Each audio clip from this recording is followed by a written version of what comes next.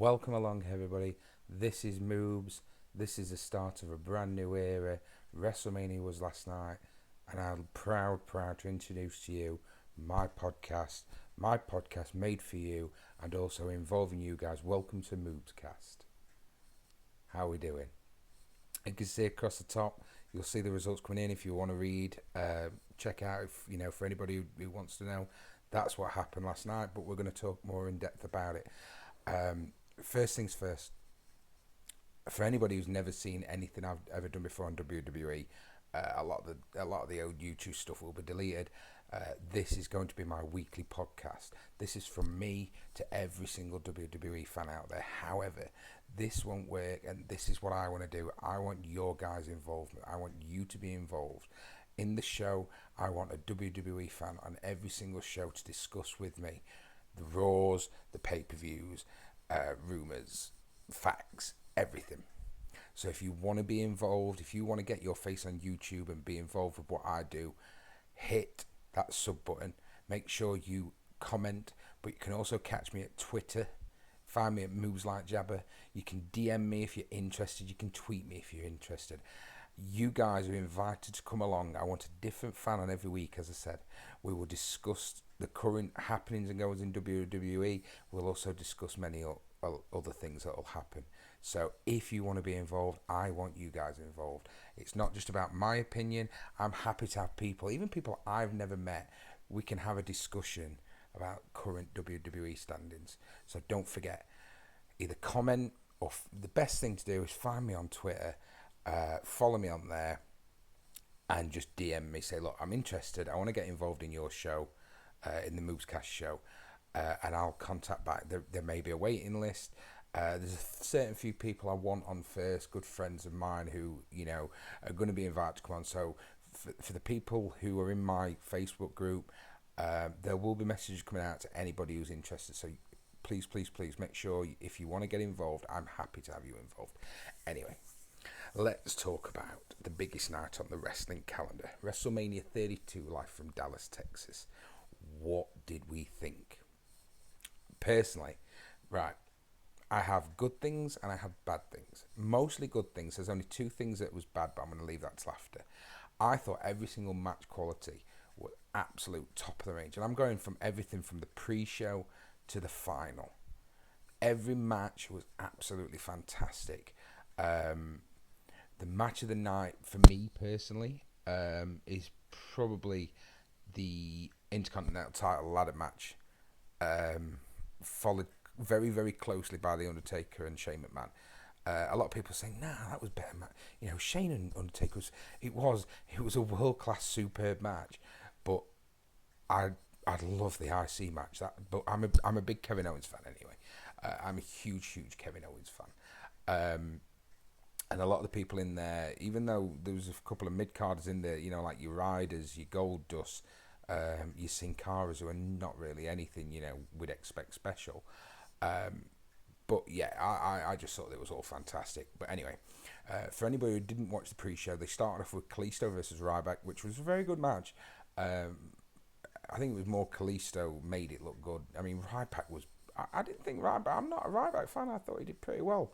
To be fair, I thought it was a good quality match, and I thought the ending was very believable. To pull the middle turnbuckle off and then obviously step over, do a sweeper. Ryback obviously smashes his face, and then Kalisto finishes him off. It was a very good match. I thought probably worthy of better than where it was on the card. To be fair, second match was the Total Divas versus Team Bad and Blonde. I've got to be honest, I didn't really watch it. There was nothing in there that really interested me. I like the Divas division, but that wasn't the match I wanted to see. I'd gone for a cigarette and I'd gone for a drink, made myself a cup of coffee. Because as you can tell, for anybody who is American or from a different country, I am UK based. We watched it from 11 o'clock. It was 10 o'clock it started our time. So it was a late night as well. I mean, you're talking 5 a.m. by the time it had finished here. So I've got to be honest, I didn't watch the Divas tag match, but I know Total Divas won it by submission. And then the Usos versus the Dudleys. I was always surprised they didn't have that on the main show. at one point. Obviously, when they filled it up, it kind of made sense that they filled it up. But I mean, I'm old school. I grew up in the Attitude Era. I watched the Dudleys and things like that. But that was a good match. It was a good win for the Usos, and also the fact that they set up the tables, which wasn't as smooth. I've got to be honest. I think it was Jimmy. If you're watching it, whichever Uso went left and had to go out the ring and come back in, it wasn't very smooth. But the way they put through the tables and everything else. But again, it wasn't a bad match at all. I don't think there was any really bad matches last night. I have to be honest. But anyway, they was all pre-shows, and the pre-show was really, really good. And then we opened the show, obviously, with Fifth Harmony. You guys might have a clue there. I don't have a clue. Apparently, they're huge. I have no idea who they are. But the opening match was obviously the IC title match with Ziggler, Owens, Stardust, Ryder, who am I forgetting? Sin Cara, and Sami Zayn. Now, Zayn was absolutely... I mean, Owens was as well, but Zayn was absolutely buzzing. His music hit and the crowd went loud for him. And I'd watched the Hall of Fame night before, and he was saying about he didn't know how he was going to feel, obviously, because he'd never experienced something this big, and he looked really hype. And then when Owens came out as well, which I actually thought... I didn't realise it was Owens' first Mania. It was, even though I'm a big Kevin Owens fan, it feels like he's been around so much longer. It feels like he's been in there years. But they both looked really, really good. The match itself was absolutely super. And I'm talking every single person did something that just made you go... And, even Cody Rhodes, I know he's in a Stardust. I wish they'd drop the damn Stardust stuff. It's absolute BS. Let's have him back as Cody Rhodes, please. But he looked really, really good. Ryder looked good. The stuff Ziggler was doing, the stuff Owens and Zayn was doing. I'm not kidding. For me, Owens and Zayn stole that entire show. They were them and Ryder winning it was the big three, characters in it for me. I just thought Owens and Zayn did absolutely superb. And for me now, it's got to be Kevin Owens gets pushed up a bit now. He's got to start going for bigger things now. He's got to. He's huge, He has a massive fan base. He's awesome at what he does. There's probably no better in the WWE, and I really don't think there is, that can do a whole round, from the promos to the matches to everything. Everything Kevin Owens does is absolutely superb. Zayn will obviously stay mid-card and he'll, pay his dues and all that sort of stuff. And then obviously Zack Ryder winning it, which I was shocked. I'd seen the bookies had got him as 1 to 2 favourites, and I'm like, they must know something. I'm thinking to myself, Zack Ryder can't win the IC title, surely. He's a jobber. He's done nothing but, he took a month ago, he was getting jobber entrances on Raw. And he went back he's gone to NXT and built up a tag team. And I thought, well, surely they're not going to stick it on Ryder then, because he's got a tag team building in NXT, so maybe that's the future of him. But I've got to be honest, I am so pleased for Zack Ryder. He's put in the dog work. He's put anybody over that they've wanted him to put over. He's done. He's jobbed for him. He's made him sound like a pillar. Everything Zack Ryder's done, he deserved that last night just for the hard work he was doing. And I'm so pleased that he won it, and I'm so pleased that Ryder's hopefully gonna look good for a bit now. They're gonna give Ryder a run, surely. He's never gonna be anything bigger. He's never gonna be WWE champion or anything. Or say that. I could be wrong, but I would say 99% he ain't gonna be a world champion. But well done, Zack Ryder, and well done whoever the decision was, whether it was Vince or whoever made that decision to make Zack Ryder IC champion was a very good decision. And I'm so pleased that it did, and I'm so pleased for Zack Ryder. And then we had Jericho versus AJ, which again, superb match. But this is where I groan. Can anybody explain to me what the point of Chris Jericho winning that match was? Chris Jericho was an idol. He's a legend. grew up watching Chris Jericho. The man can do no wrong. But what's the point? He's an aging legend now who comes in for a bit, goes away for a bit, comes in for a bit. I mean, even when he returns now, you go, Y2J's back again. Yay. You know, you don't get massively excited. It's great to see him, but you don't get massively excited. But it was AJ Styles who they're bigging up as, you know, he went around the world, he's done it everywhere, he's a world-class super, which he is. And, you know, I watched TNA at its height with AJ and Matt Morgan and Christopher Daniels and people like that. AJ needed, for me, I think, needed that win. If they're going to keep building him the way they're building him, which they're building him fantastic, but why give Jericho the win? AJ's first WrestleMania, they're building him as a big international superstar who's gone everywhere in the world and done it here and there and everything else. So why lose to an aging, dwindling legend from the Attitude Era? That just doesn't make no sense. Like, when they did it with Rock and Cena, it made sense because, you know, Rock beat Cena, and obviously in the end Cena was beating Rock for the title.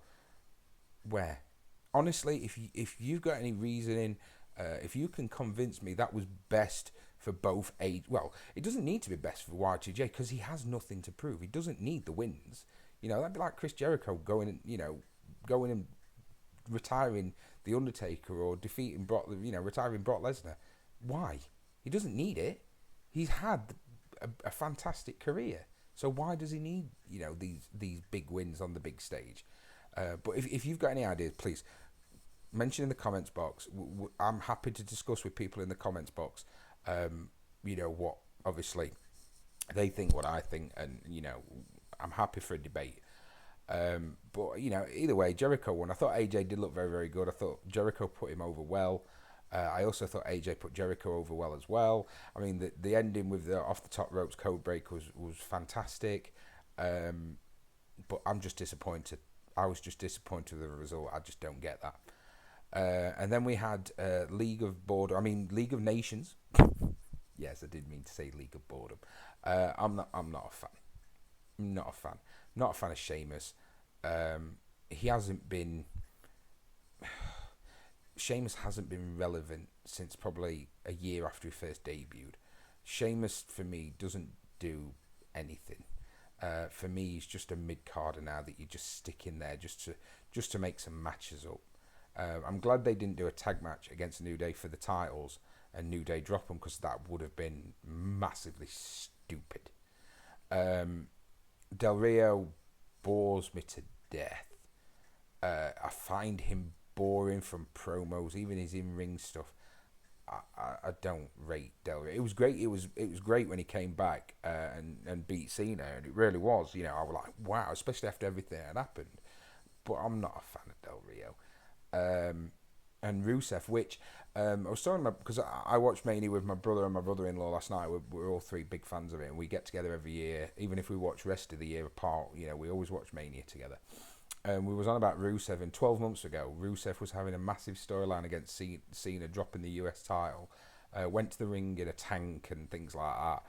And at the time he lost to Cena, we all turned around and said last Mania that Vince will have him dancing now to, you know, like he did with Albert and Funkasaurus and all that sort of stuff. And he hasn't, you know. All right, it was a step back to where he was last year, but Rusev is a strange one because they haven't turned him into like the Joker. Yeah, they did the stuff with Lana and Summer Rae, but I was expecting, because Rusev's a bit like, kind of reminds me a bit like Umaga. Once he was defeated, it was gonna, you know. So I got that wrong, and I open admit I got that wrong. I was expecting Rusev to just be, you know,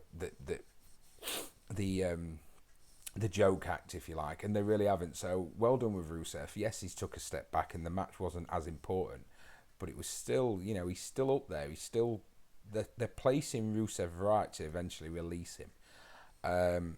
And then obviously Barrett in the corner as well, which was strange. You know, I was looking and thinking, well, if them three are only fighting, why is Barrett even in his ring gear? I mean, I don't know if it's been definitely confirmed, but I was reading reports that that's Barrett done. His contract runs out June or July. They're not renewing it.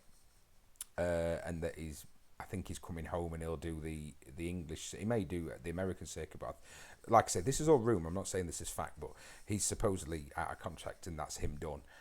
So it was good to see Barrett. I would have preferred to see Barrett wrestle if it is his last Mania.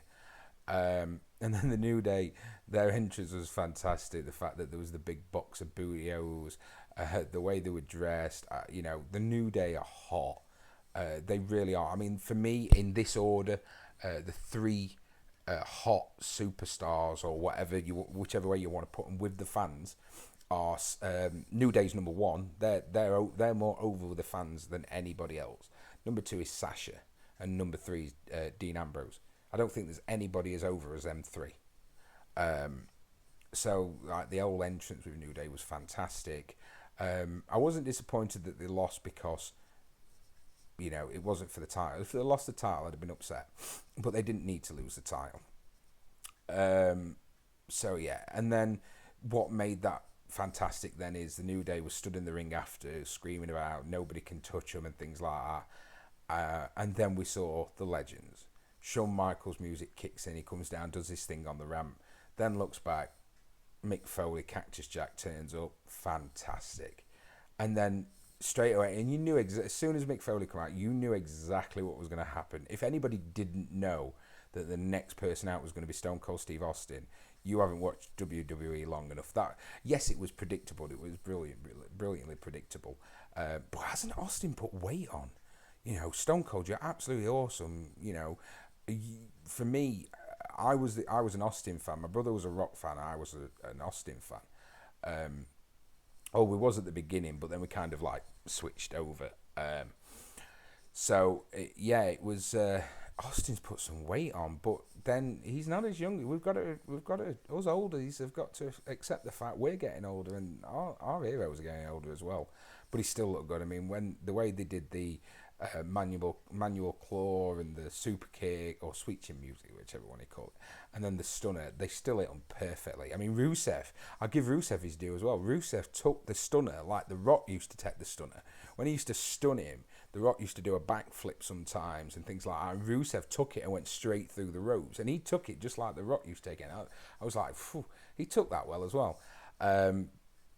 So yeah, and then that was fantastic. All having a beer, New Day come in the ring. They get Mick Foley, and they get Shawn Michaels dancing, and then Woods decides he's going to get Austin dancing, and he got Austin doing this. But you knew straight away it was going to be a case of boom, hit the Stone Cold Stunner, New Day clear the ring, and just leave them three just to get pissed.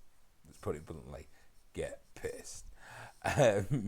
So yeah, that was fantastic. That was great nostalgia for the fans. And then we had Brock and everybody's favourite Paul Heyman versus Dean Ambrose. I was expecting an Ambrose win. I thought Brock was going to I generally was expecting Brock to put Ambrose over there. And I was surprised that Brock won. And I keep saying this. Brock's like Y2J. What else has he got to prove? Yes, they're building him up as the Beast. That's fantastic. But I was expecting... I thought Ambrose had won that. I got that one well wrong. But I do think Brock put Ambrose over. He made Ambrose look great. The stuff he allowed Ambrose to do with the weapons and the chairs and everything. Yes, Brock won, but Ambrose came out on top because he made him look fantastic. So Brock did do his job. He did put Ambrose over. Yeah, fantastic. I just wasn't expecting Brock to win, but it was a great match. It was a fantastic match for us people like me who grew up watching no holds barred street fights and things like that. I thought it was very old school and very, very good. And then we went on to Charlotte and Daddy versus Becky and Sasha, and I got that completely wrong. I got that massively wrong. I can't understand. Well, I can understand, but I was expecting Sasha. Because like I say, she's over the most of, probably 90% of the male roster. She's more popular than them.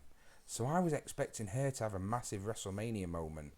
I'm not a fan of the WWE belt, but I do like the fact that the Divas title now looks like the men's title. For me, well, it's not a Divas anymore, it's the women's title. They've got they've got a brand new belt. They've done a female version of the men's WWE title, and I actually thought it looked better with the red in the background and everything. It actually looked better than the men's.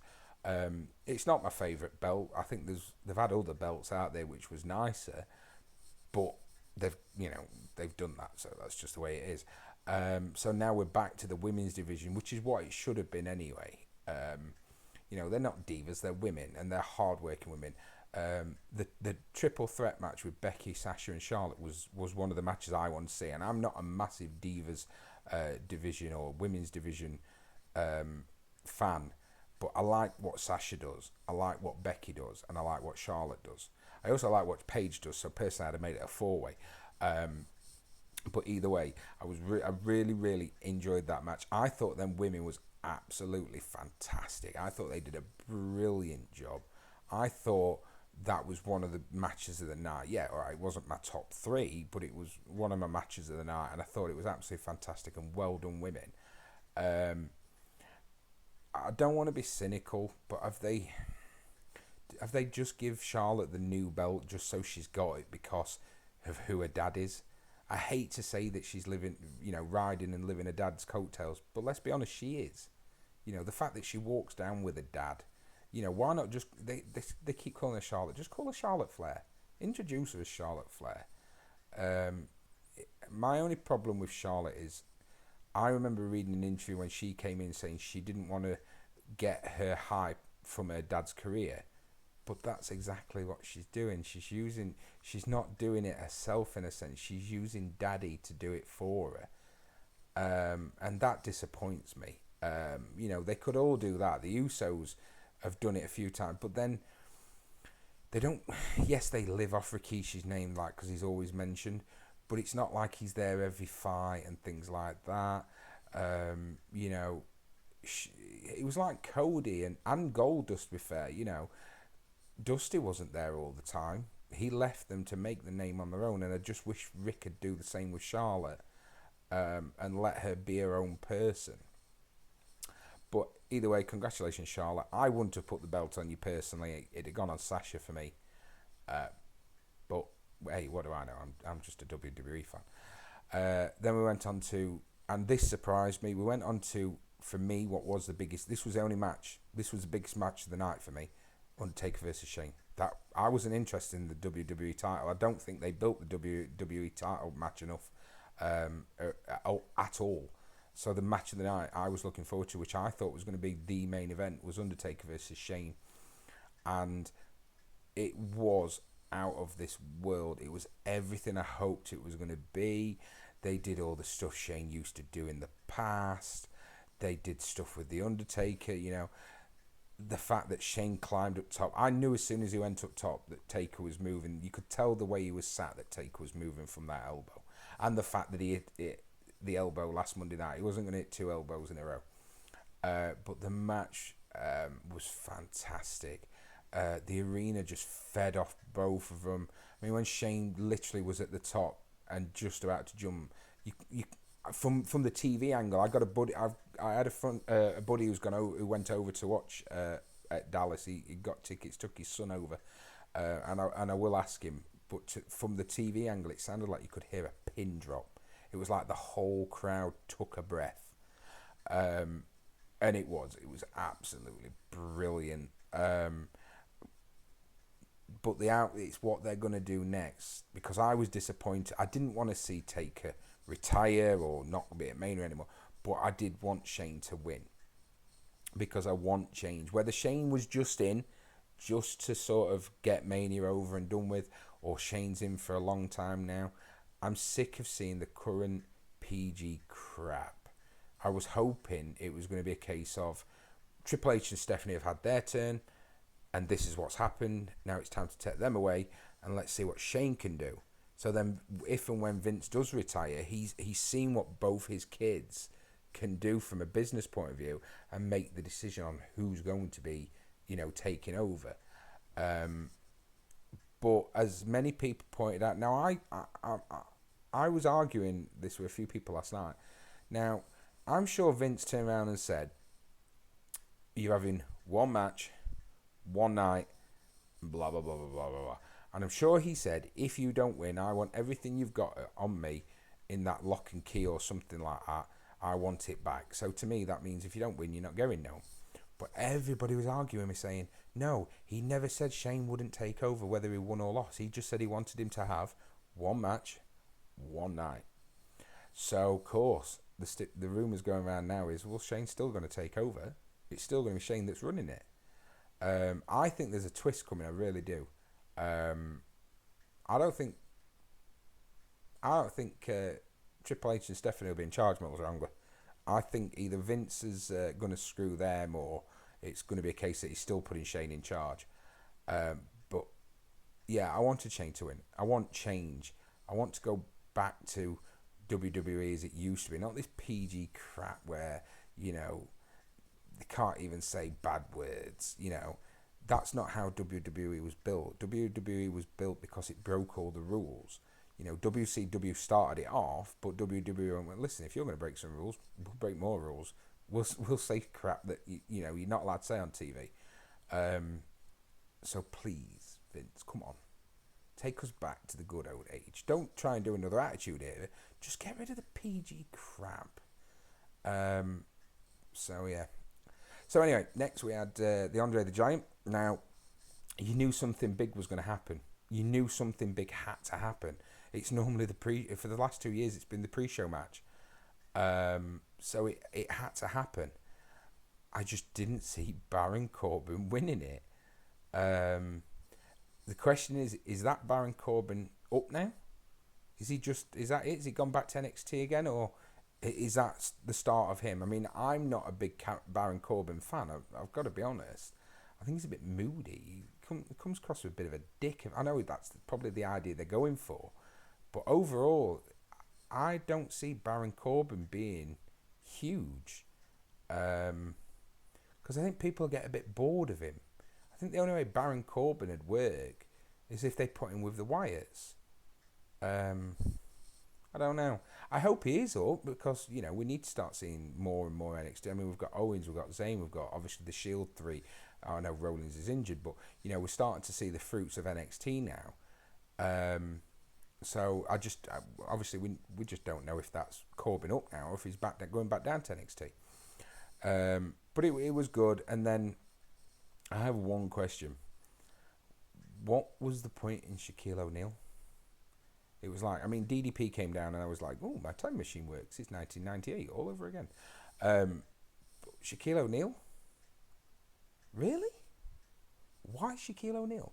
Well, I know why. He was due to fight the Big Show, and obviously it never happened because he got injured and things like that. But really? Yeah, it was a bit fun, but I was just like... but anyway, Corbin wins, takes out Kane. Fantastic. Are we going to see a rematch tonight on Raw? Is it going to be Kane versus Corbin? There's a bit of payback. I don't know. If it is, obviously Kane's got to put him over, but we'll see what happens.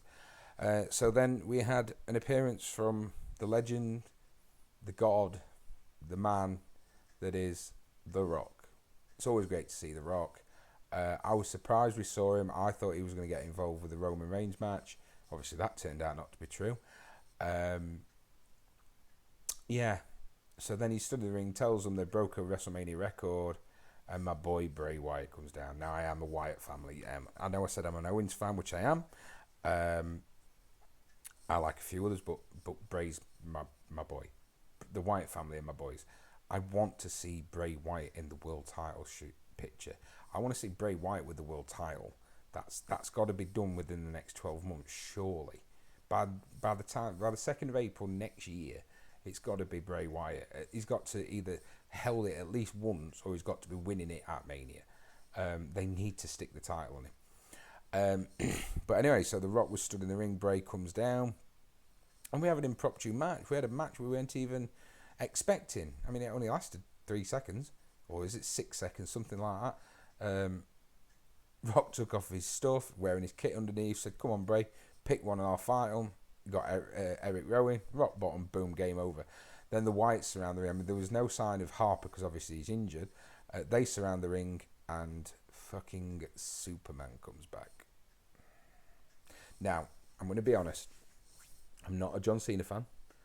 I think it's very tired. I think it's very boring. I think he's done the same thing for 13 years, and I'm pretty sick on it. I'd love to see something different from him. New music for a start, something completely different. I'd love to repackage him. as something different. However, he did need to be there last night, and I will be honest about that. It wouldn't have been WrestleMania without John Cena. He had to be there last night. Whether people like him or not, he needed to be there. And Mania needed him as well. With all the injuries, with Orton, Rollins, everything else, they were running short on huge stars. They were running short on them. They can always bring the legends back, like Austin, Rock, Foley, Michaels, and people like that, but they needed John Cena. And I was glad he was there. I've got to be honest, I was glad he was there, and I really was. I'm not going to deny it. It's just like, right, he's back now. So from tonight, it's going to be like, here goes Cena again, with the same boring promos, the same boring, come get some and all that sort of. But anyway, he's back. The kids will love him. And he come and helped The Rock. They took out the Wyatts. And that was the end of that segment, apart from obviously Rock grabbed the mic, looked at Cena, said, welcome back, and then obviously did the If You Smell. Fantastic segment. Yeah, I really enjoyed it. I mean, when Rock brought the gun out, the flamethrower gun out and lit up his name, I thought it was brilliant. So it was good. It was good. It was really, really good. And then we end up with the final match of the night, and probably the best entrance tonight. Because I tell you what really disappointed me overall was the entrances. Normally we have live music.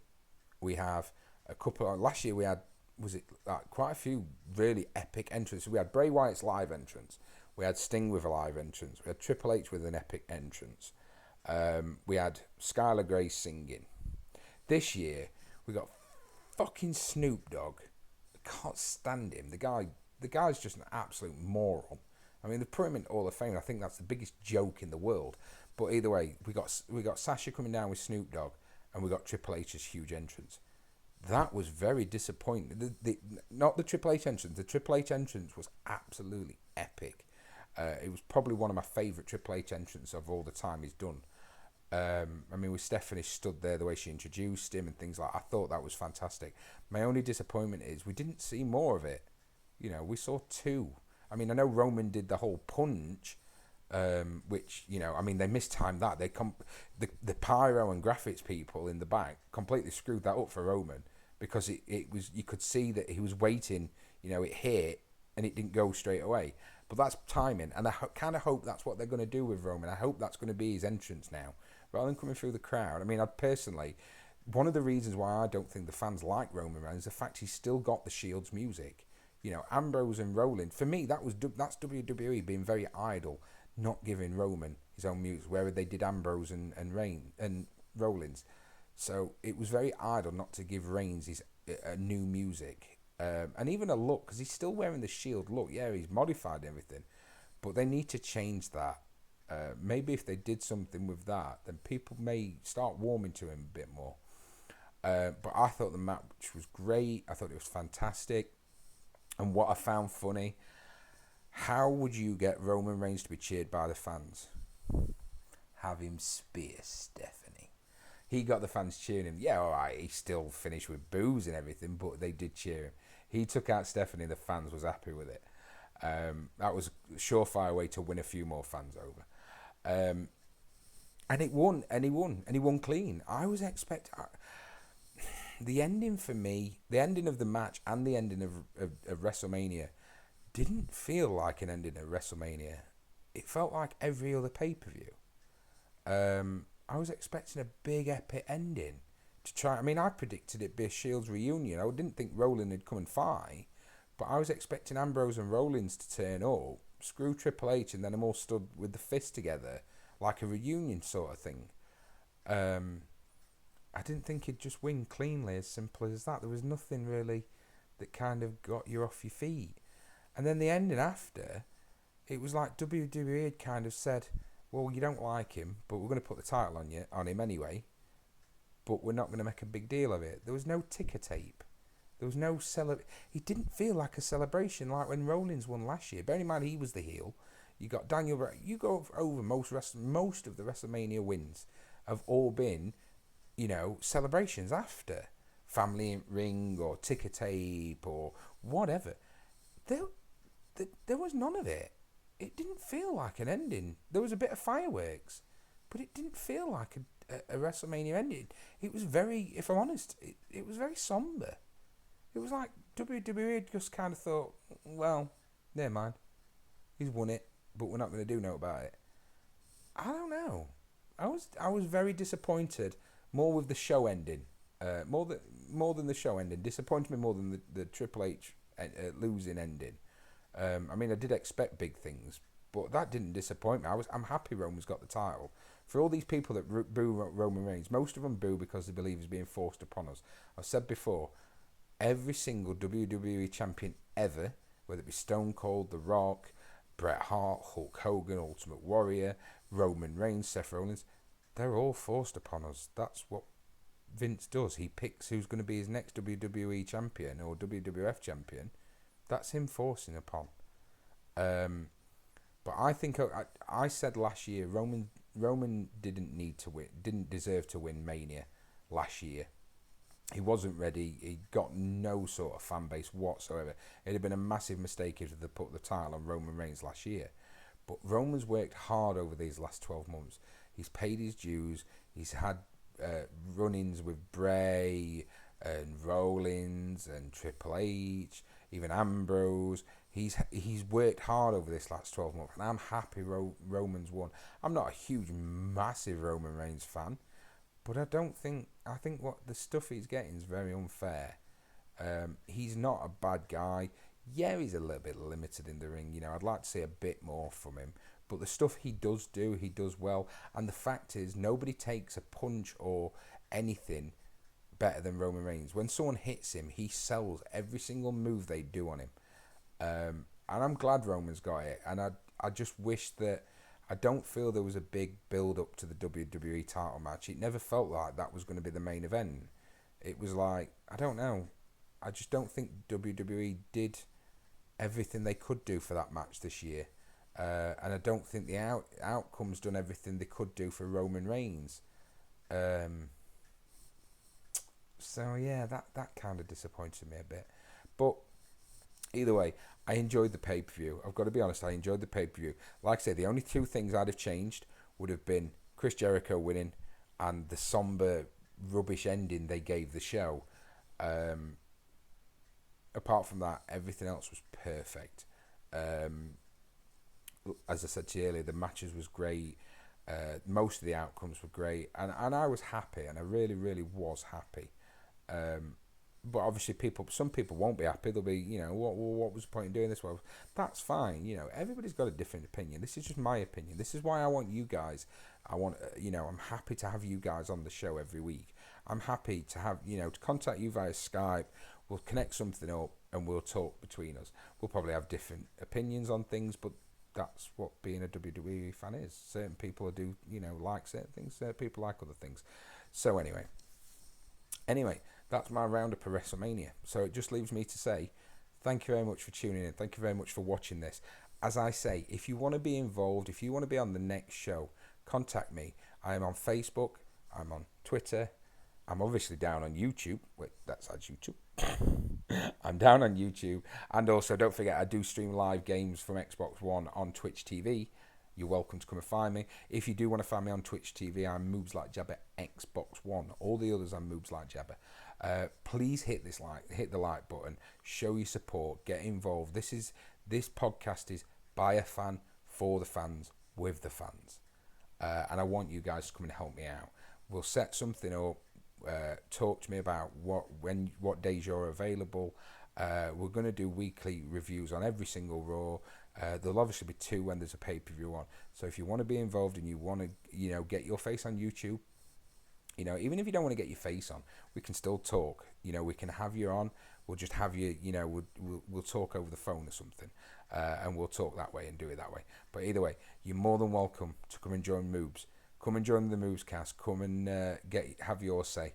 And don't forget to hit the like, hit the sub, and check us out next time. Thank you very much, everybody watching. Moobs out.